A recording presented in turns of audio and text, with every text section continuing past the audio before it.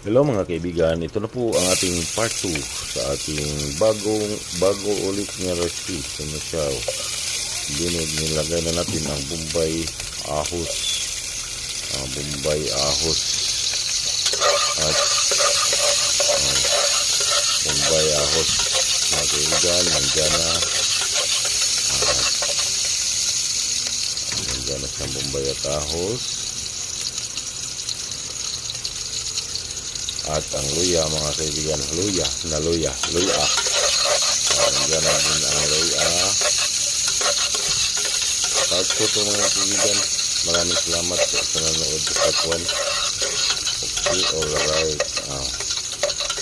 Yan mga kaibigan. Nandiyan yung tatlong panakot yung nilagay ko dyan.